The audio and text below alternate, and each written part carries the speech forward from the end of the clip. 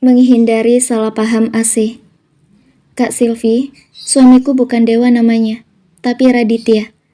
Nada berusaha untuk bicara sewajar mungkin dengan Silvi untuk mengurangi kecurigaan Rianti. Aduh, yang aku takutin akhirnya kejadian. Bagaimana aku ngejelasin ini sama ibu? Mati aku. Gumam Nada dalam hatinya yang mulai grogi. Iya, aku lupa. Maaf ya Nada, aku salah sebut nama. Kenapa aku jadi nyebut nama suamiku sendiri? Kayaknya aku kangen deh sama suamiku. Hahaha.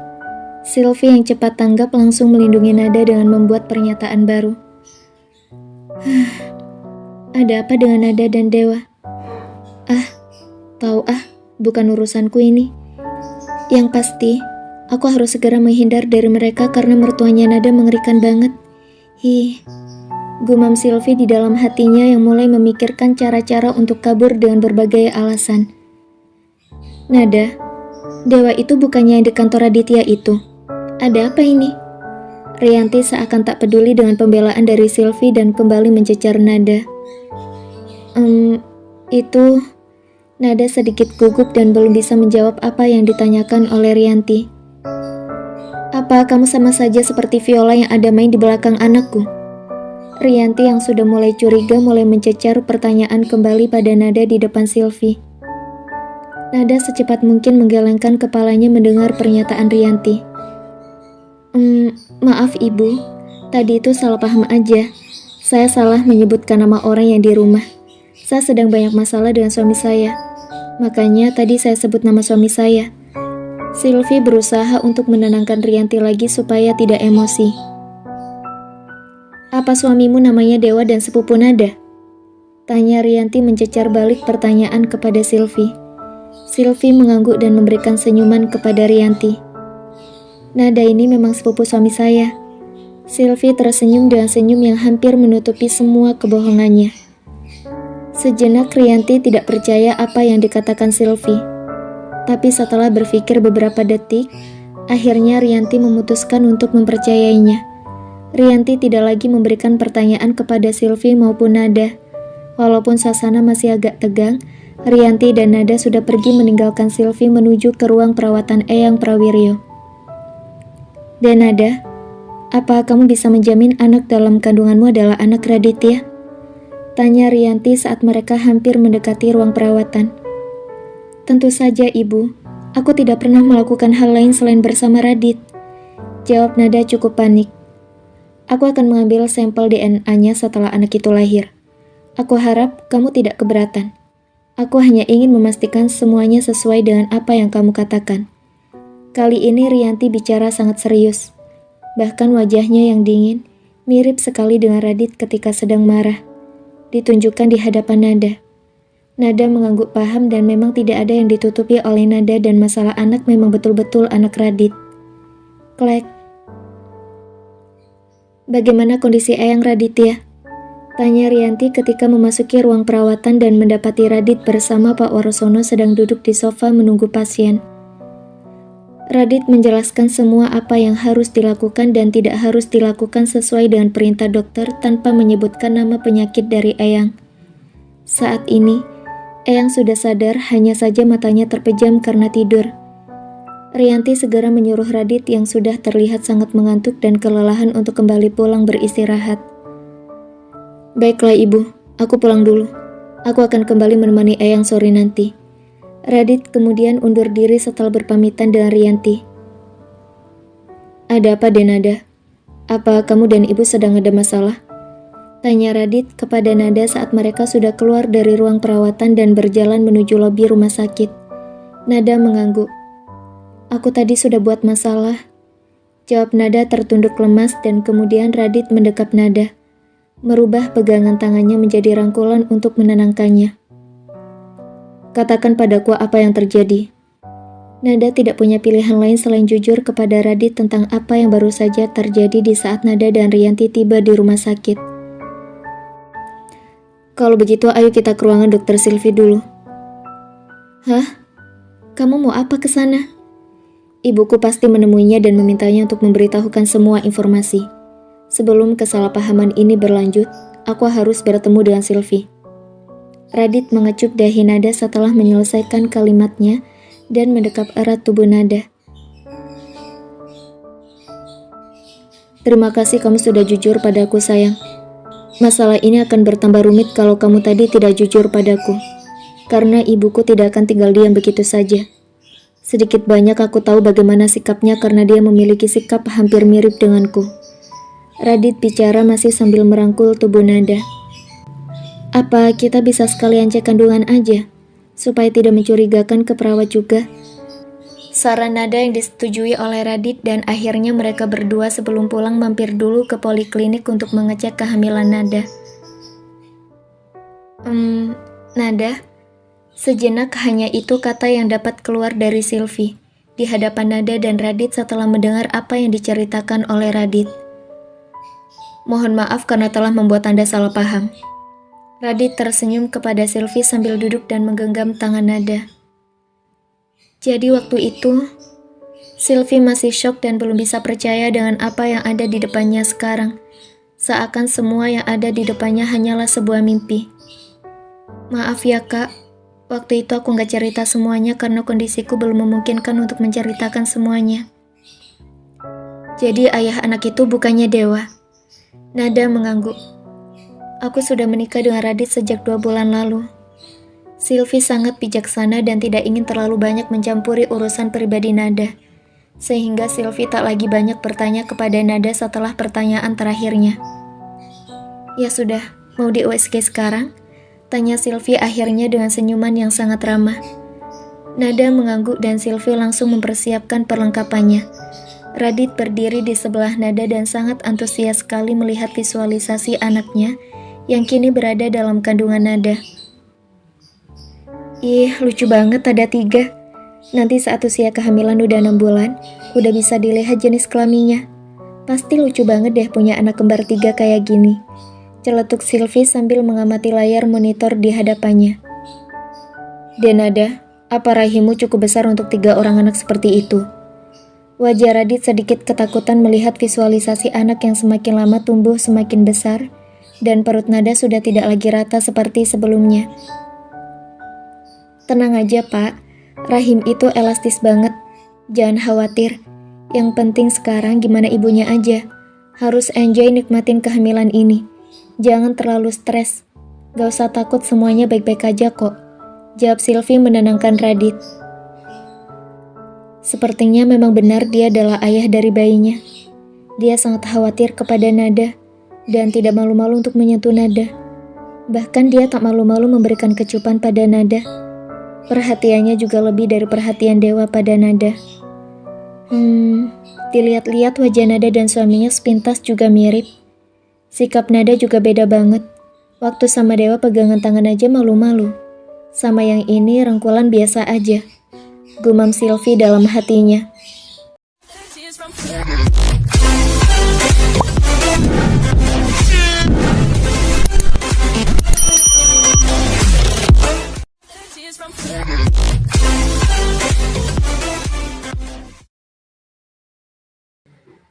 Foto-foto.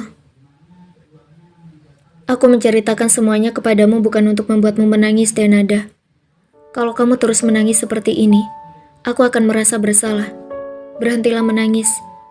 Pinta Radit yang mencoba untuk menenangkan Nada yang sangat terbawa emosi mendengar cerita yang baru saja didengarnya dari Radit.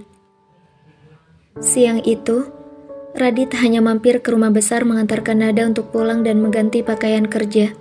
Setelah itu, Radit berangkat lagi menuju ke kantor dan tidak kembali pulang ke rumah hingga besok paginya. Radit baru pulang untuk mengganti pakaiannya lagi. Mereka berdua hanya bertemu kurang dari 2 jam setiap harinya di pagi hari. Saat Radit kembali dari rumah sakit, Nada biasanya menggunakan waktu bersama dengan Radit untuk sarapan pagi selain membantu Radit menyiapkan semua keperluannya untuk ke kantor. Mereka hampir tidak punya waktu untuk bersama seperti dulu. Waktu Radit sudah habis untuk bekerja dan menemani Eyang di rumah sakit. Semua orang di rumah besar saat ini sangat sibuk. Rianti harus ke rumah sakit setiap pagi. Bambang banyak mengerjakan pekerjaan di luar kota, sedangkan Radit bekerja di dalam kota hingga sore hari dan berganti dengan Rianti di malam hari. Selesai menunggu Eyang Prawiryo, Rianti juga tidak langsung pulang ke rumah karena harus mengurus bisnisnya sendiri. Sehingga Rianti baru sampai di rumah di atas jam 11 malam. Setiap harinya, di rumah besar, Nada hanya bertemu dengan anggota keluarga Prayoga saat sarapan pagi bersama Radit dan Rianti. Sisa waktunya, Nada habiskan untuk jualan online, atau hanya sekedar mengobrol dengan ayahnya di taman belakang, apabila Patri belum pulang ke rumah. Kehidupan seperti ini dialami Nada hampir 1 bulan. Hari Sabtu Minggu, Radit juga keluar untuk bekerja dan menengok proyek-proyek baru yang sedang digarap oleh perusahaannya. Rasa kesepian tentu saja dialami oleh Nada. Tapi saat ini, Nada tidak punya pilihan lain. Selain menerima keadaan ini, Nada berusaha untuk tetap positif dan tidak menyalahkan siapapun dengan kondisinya. Aku bosan sekali. Sudah 1 bulan aku hanya tinggal di kamar.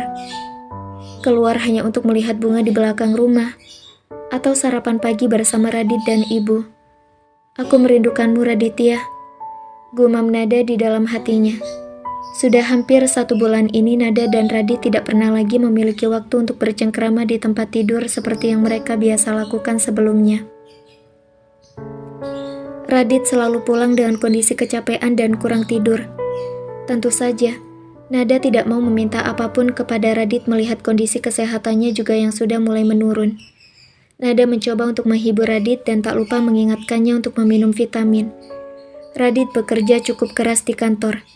Dengan kerjasama Bambang dan Radit, perusahaan keluarga Prayoga memiliki loncatan omset yang cukup besar dalam 1 bulan terakhir.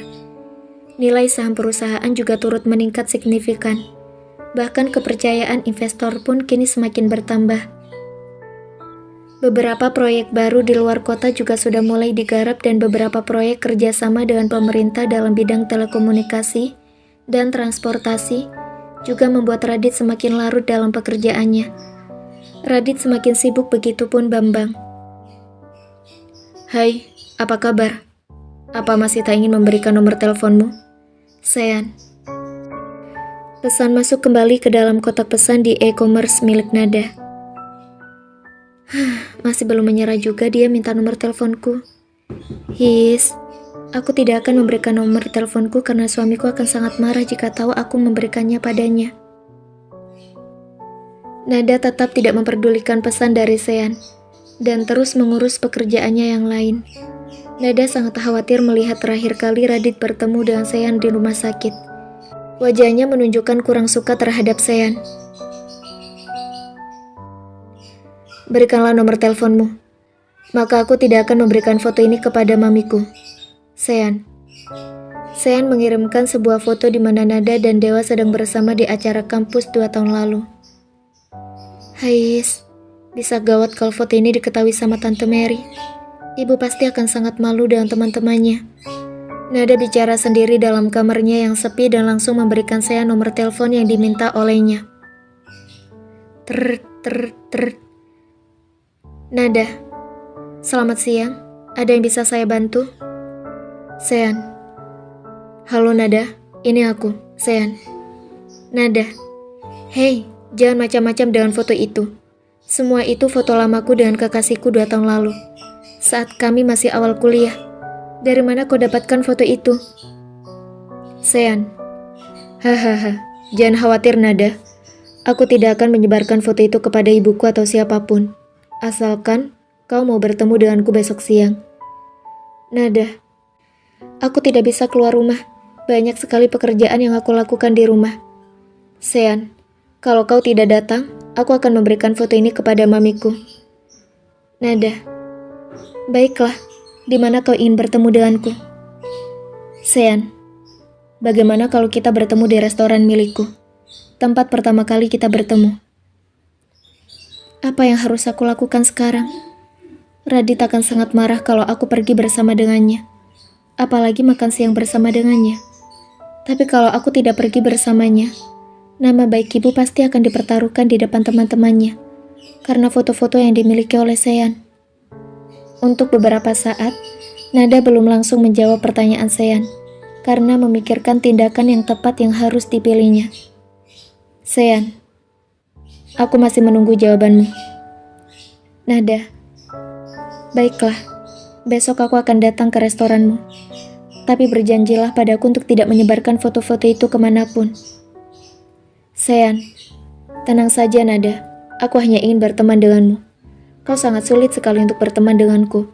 Padahal aku sudah mencoba lebih dari 1 bulan untuk mengobrol saja denganmu.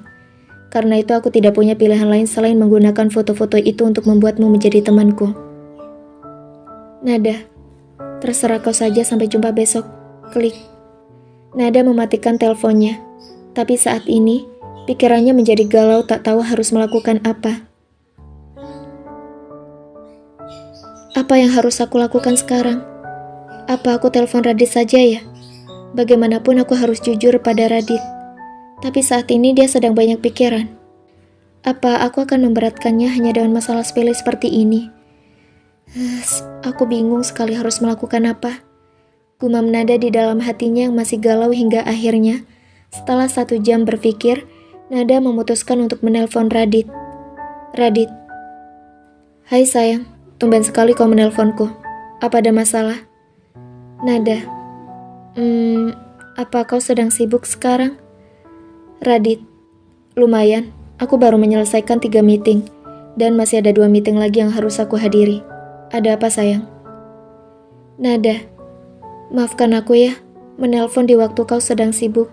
Aku tidak apa-apa, aku hanya merindukanmu saja. Sudah sana bekerja lagi. Radit.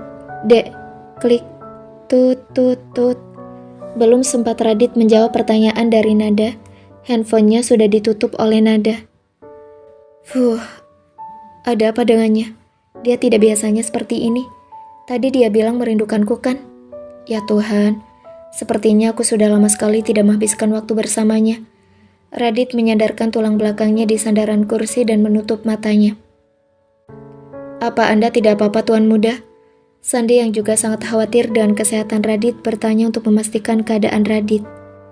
Sandi, kosongkan jadwalku besok.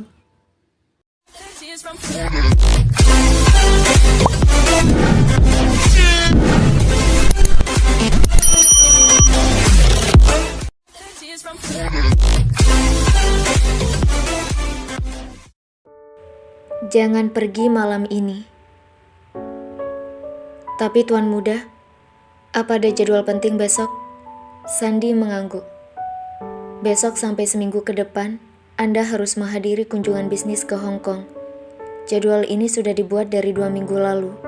Tuan Bambang tidak bisa menghadiri acara ini, karena harus mengurus kerjaan yang di New Zealand. Sandi menjelaskan secara detail semua jadwal Radit dalam seminggu ke depan, termasuk apa saja yang membuat pertemuan itu tidak bisa lagi diundur. Tolong siapkan paspor Nada. Aku akan pergi ke sana bersamanya. Baik Tuan Muda. Sandi segera undur diri untuk menyiapkan semua dokumen yang dibutuhkan oleh Nada ke luar negeri. Maafkan aku Nada. Bahkan aku lupa kalau 2 hari lalu adalah 3 bulan pernikahan kita. Aku terlalu sibuk beberapa hari ke belakang ini, sehingga aku tidak pernah memperhatikanmu lagi. Semoga kau tidak marah padaku ya. Aku sangat mencintaimu Nada. Aku harap kesalahanku kali ini tidak akan membuatmu membenciku. Gumam Radit dalam hatinya yang sangat khawatir dengan Nada, lalu kemudian mengambil lagi teleponnya untuk menghubungi seseorang. Rianti. Ada apa? Tumben sekali kau menghubungiku. Radit. Untuk nanti malam, apa ayah bisa menemani Eyang? Rianti. Kamu jangan khawatir. Sudah 1 bulan lebih kamu menemani Eyang di rumah sakit setiap malam. Untuk malam ini kamu pulanglah ke rumah. Kasihan istrimu. Ibu kan sudah bilang dari minggu lalu juga, tapi kamu tak mau dengar. Radit. Terima kasih Bu.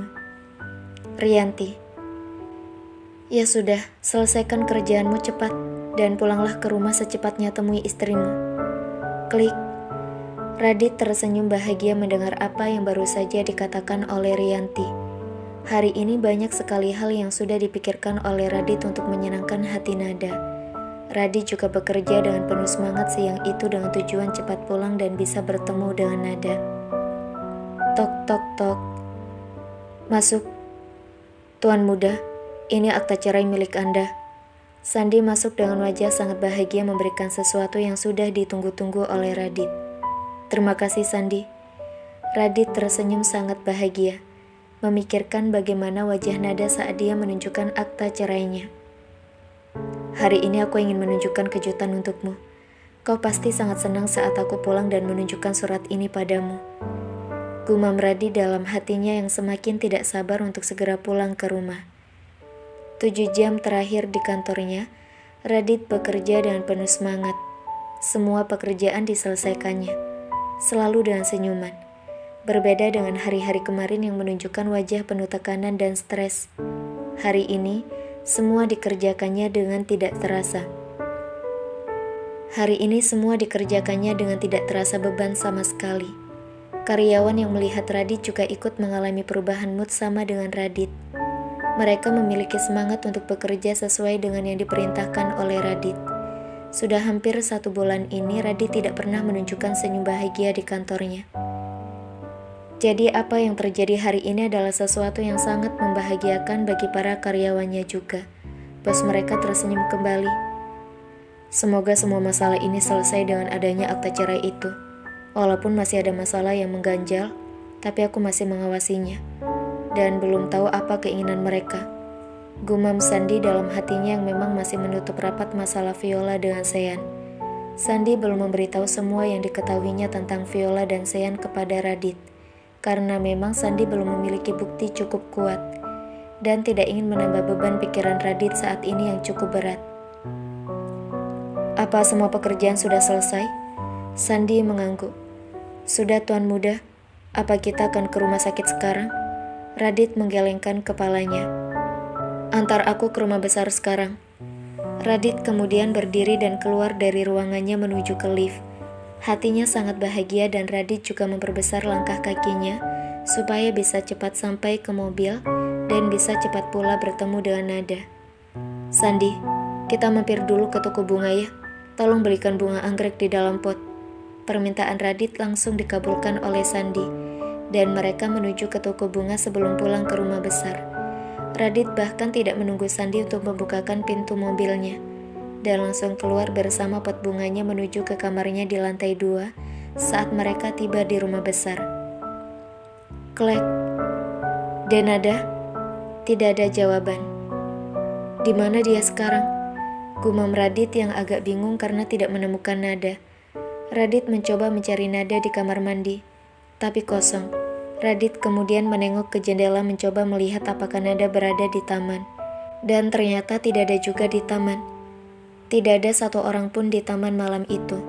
Radit akhirnya keluar kembali menuju ke lantai bawah, bertanya kepada para pelayan di mana Nada sekarang.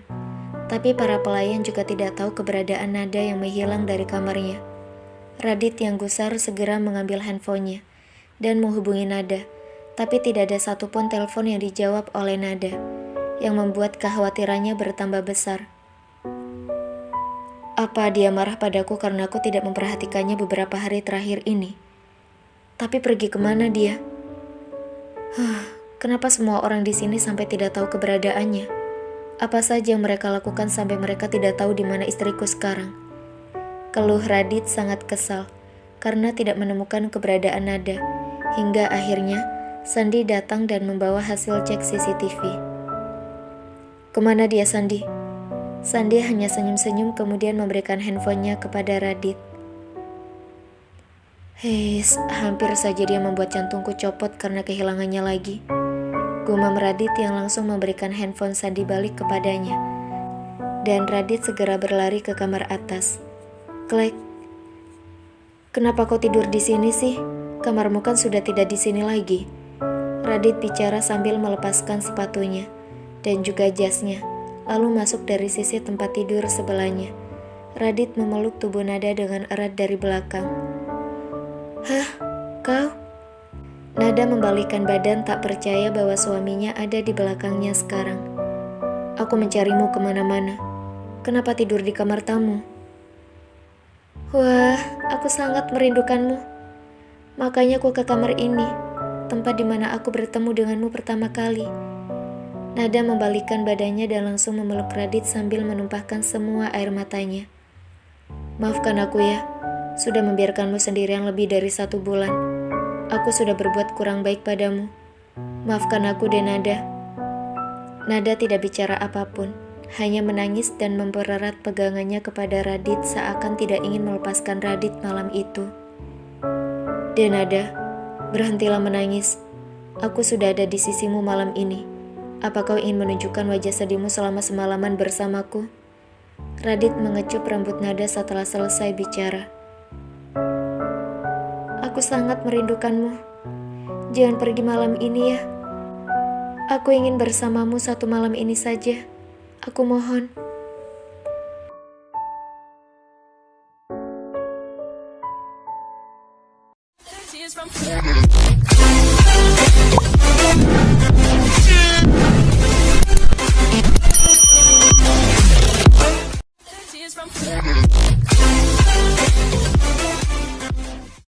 Jamuan makan siang.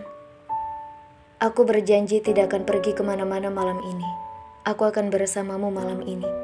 Dan besok malam, sampai 1 minggu ke depan, aku akan tetap bersamamu. Kita akan pergi berdua ke luar negeri. Hah? Apa maksudnya? Nada mengernyitkan dahinya tak paham maksud dari perkataan Radit. Aku ada perjalanan bisnis selama 1 minggu ke Hong Kong. Aku akan berangkat besok malam setelah pekerjaanku selesai. Jadi aku ingin kau ikut denganku ke Hong Kong. Di sana mungkin agak membosankan karena kau harus menungguku sampai aku selesai bekerja baru kita bisa jalan-jalan keluar dan menghabiskan waktu bersama. Tapi aku janji akan menyelesaikan pekerjaanku dengan cepat setiap hari di sana. Apa kau mau ikut pergi denganku? Nada mengangguk sangat cepat. Lebih baik aku menemanimu bekerja di sana daripada aku 1 minggu tidak bisa bertemu denganmu sama sekali. Gumam Nada dalam hatinya, tak ingin berpisah dari Radit. Rasa rindunya kepada Radit sudah sampai puncaknya, dan ingin sekali tinggal bersama Radit berdua lebih lama. Dan malam itu, milik mereka berdua yang sudah lama tidak bertemu, akhirnya bisa melepas rindu dalam liang hangat milik Nada. Meluapkan semua hasrat setelah sebulan tidak bertemu. Permainan malam ini lebih menarik daripada permainan sebelumnya, karena dua-duanya sudah saling merindukan. Sedikit saja rangsangan sudah membuat mereka berdua bersemangat untuk melakukannya lagi dan lagi, hingga keduanya kelelahan, dan akhirnya tidur dalam posisi saling berpelukan. Kamu semakin lama semakin cantik dan Nada. Aku sangat suka melihatmu tidur di sana. Kau sangat cantik di saat kau tidur, terlihat polos, dan membuatku ingin selalu melindungimu. Gumam Radit dalam hatinya, dan kemudian bangun secara perlahan untuk menghindari Nada terbangun karena gerakannya. Krrrt. Aku penasaran, siapa yang menghubungimu pagi-pagi begini? Suara getar pesan masuk di handphone Nada membuat Radit iseng melihat siapa yang menghubunginya. Aku hanya ingin mengingatkanmu, aku menunggumu di restoran tempat kita pertama kali bertemu saat kau memberikan cincin pernikahanmu sebagai jaminannya kepadaku. Jangan coba-coba tidak datang, dan jangan memberitahu suamimu, atau aku akan menyebarkan foto-fotomu bersama mantan pacarmu dan mempermalukan wajah ibu mertuamu. Radit tidak membuka pesan singkatnya, sehingga Nada tidak tahu bahwa ada orang yang sudah membacanya. Radit hanya melihat dari luar sebelum handphone dibuka. Apa yang diinginkannya? Kenapa dia mengancam istriku? Radit kembali menaruh handphone Nada di tempat yang sama saat dia mengambilnya, lalu beranjak mengambil handphonenya sendiri untuk menghubungi Sandi, menginstruksikan kepada Sandi tugas yang sangat penting. Kamu sudah bangun sayang? Sudah sayang, aku baru saja bangun. Radit menaruh handphonenya dan mendekat kepada Nada. Selamat pagi sayang. Lalu Radit mengecup Nada setelah memberikan sapaan pagi pada Nada. Apa kau akan pergi ke kantor sekarang? Radit mengangguk. Nanti malam kita akan berangkat ke Hong Kong. Kamu persiapkan semuanya. Yang mau kamu bawa ya. Jangan lupa bawa buku cek kandungannya, untuk jaga-jaga saja kalau harus ke rumah sakit di sana. Nada mengangguk paham, dan Radit langsung mengangkat Nada untuk mandi bersama pagi itu. Sudah sebulan mereka tidak pernah menjalani aktivitas di kamar mandi bersama. Dan hari ini, Nada sangat bahagia karena bisa menikmati pagi harinya dengan Radit. "Bagaimana keadaan Eyang?" tanya Nada sambil memakaikan dasi Radit.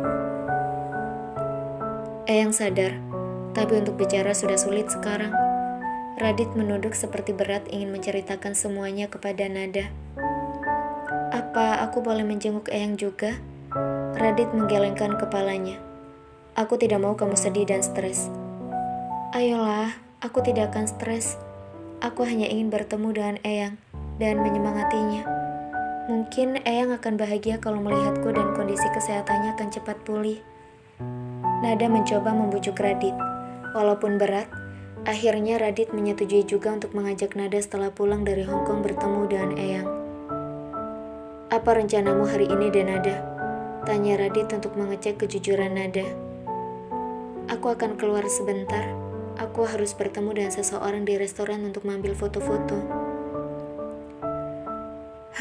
"Aku rasa lebih baik aku jujur padanya daripada menimbulkan kesalahpahaman nantinya.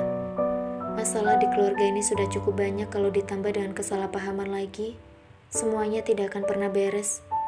Kamu sudah sangat lelah. Sakitnya Eyang, urusan perusahaan, kehamilanku, Viola, semua sudah banyak membuatmu pusing, dan aku tidak ingin menambah kepusingannya lagi." Gumam Nada dalam hati, yang lebih memilih jujur untuk mengurangi tekanan dalam diri Radit. "Foto." Radit mengernyitkan dahinya seolah-olah tidak paham maksud Nada. Nada mengangguk. "Kau masih ingat Sean kan? Anaknya Tante Mary?" Radit mengangguk. "Dia memintaku datang ke restorannya untuk mengambil foto. Aku tidak tahu dari mana dia mendapatkan fotonya. Tapi dia memiliki fotoku bersama dengan Dewa saat kami awal-awal kuliah dulu waktu masih pacaran. Dia memintaku untuk mengambil foto itu sendiri. Atau dia akan memberikan foto itu kepada Tante Mary.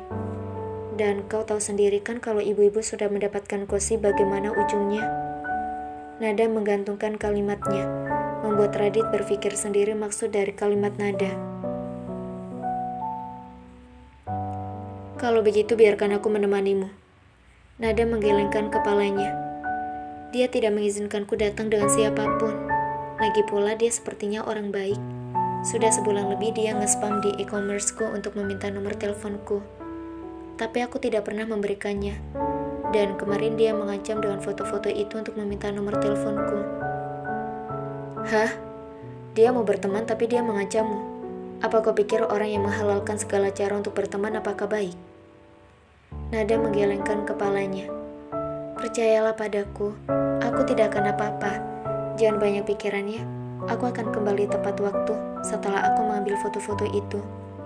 Setelah bujukan Nada, akhirnya Radit mengizinkan Nada untuk pergi sendiri. Walaupun tentu saja, Radit sudah memiliki orang-orang yang mengikuti Nada.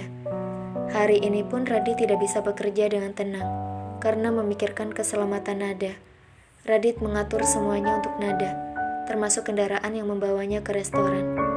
Awalnya Nada tidak ingin diantar, tapi karena Radit memaksa sebagai kompensasi, akhirnya Nada setuju untuk pergi dengan sopir Radit. "Halo Nada, akhirnya kau datang juga," sapa Sean Rama sambil mengulurkan tangannya kepada Nada. "Hai Sean." Nada menyambut uluran tangannya dan kemudian masuk ke dalam restorannya. "Senang bisa melihatmu ada di sini. Apa kabarmu?" "Baik-baik saja. Boleh aku minta foto-foto itu sekarang?" "Tunggulah dulu. Baru datang sudah ingin meminta sesuatu kepadaku. Apa itu sikap sebagai seorang teman? Ayo silakan. Aku ingin menjamu makan siang dulu." Dan mempersilakan Nada masuk ke ruangan private. Awalnya Nada menolak, tapi karena Sean memaksa, akhirnya Nada mengikuti keinginannya. "Apa kau merasa pusing?" Nada mengangguk. "Bagaimana kau tahu?" "Aku memasukkan obat tidur ke dalam minumanmu."